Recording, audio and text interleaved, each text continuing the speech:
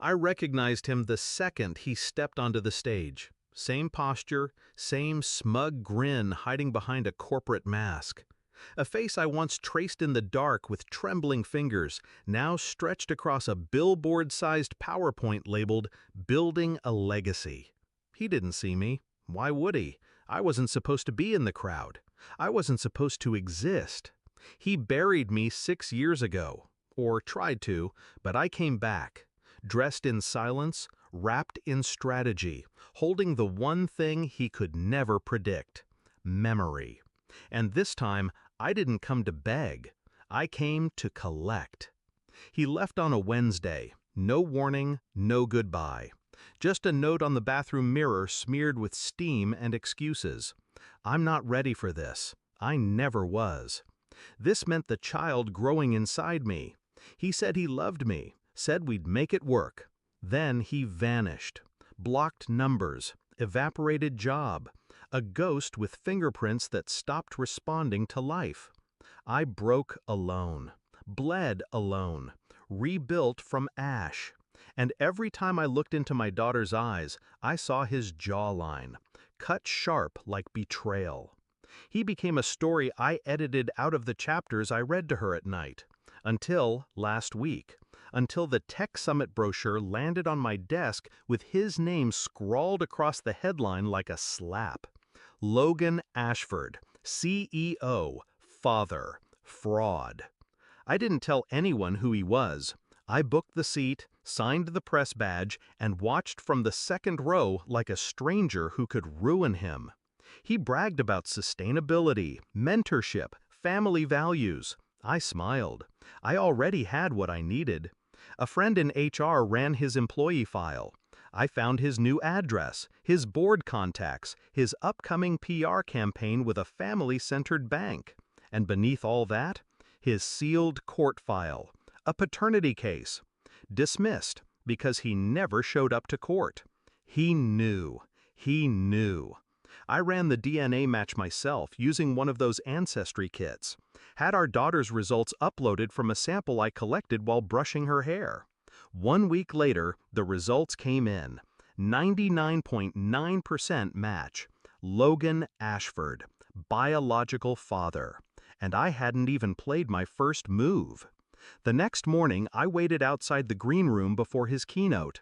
He walked out, phone in hand, barking at someone. Then he froze. Our eyes met, and I saw it, the stutter in his soul. He opened his mouth. I held up the manila envelope, the one with the DNA results, a copy of the court file, and a photo of him holding me from 6 years ago, his hand curled around my pregnant stomach. He didn't speak. He didn't need to. I don't want money, I said. I don't need it. His throat worked as if swallowing words that tasted like shame. She knows your name now, I continued. She asked me why her father doesn't love her. He flinched. Maybe you can explain that to your shareholders. I turned, walked away. He didn't follow. I sent the package to every board member, the DNA results, the court order, the timeline, a breakdown of his abandonment against the backdrop of his family-focused marketing strategy. I didn't threaten, I didn't beg, I simply offered truth. Then I published an anonymous op-ed in a major business outlet titled, "The Legacy You Pretend to Build." Within 48 hours, their campaign was paused. His media tour was canceled. I watched the headline shift. Tech CEO accused of abandoning pregnant partner, paternity results leak raises questions about Logan Ashford's image. One of the board members reached out to me directly. "Do you want a settlement?" "No," I said. "I want a record. Public. Permanent." I got it. His statement to the press was dry, vague, apologetic in that sterile way men like him think counts as accountability. But it wasn't for him. It was for her, my daughter, so that when she searched his name one day, she'd know the truth, not the lie he built. He emailed me once. Subject line, "I'm sorry." I didn't open it. Whatever he had to say was 6 years too late, and my silence would echo louder than anything his words could pretend to fix. Sometimes revenge isn't fire, it's ice. Slow, controlled, surgical. It doesn't scream, it waits. And when it strikes, it leaves no room for denial, only consequence. I didn't destroy him, I revealed him, and that was enough.